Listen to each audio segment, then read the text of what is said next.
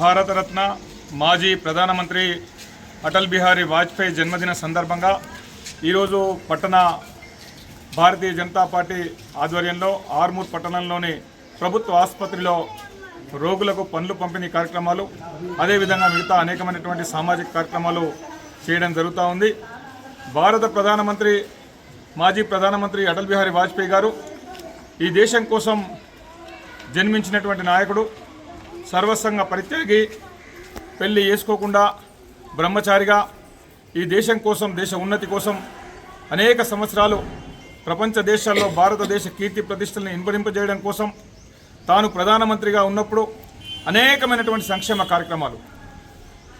రైతులకు Kisan credit card కానీ, national హైవేల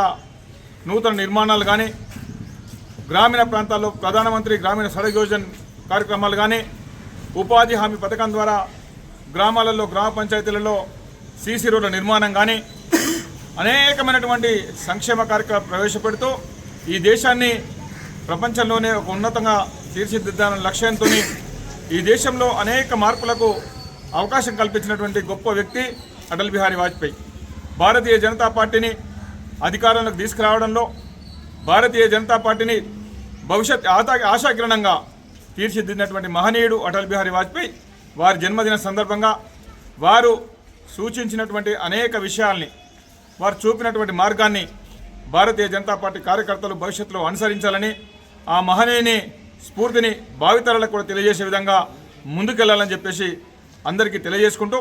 మరోసారి అటల్ బిహారీ వాజ్పేయి జన్మదిన శుభాకాంక్షల సందర్భంగా ఈ దేశంలో ఉన్న ప్రజలందరూ కూడా ఆ మహానాయకుని స్ఫూర్తిగా తీసుకొని ముందుకెళ్లాల్సిందిగా నేను విజ్ఞప్తి చేస్తా ఉన్నాను.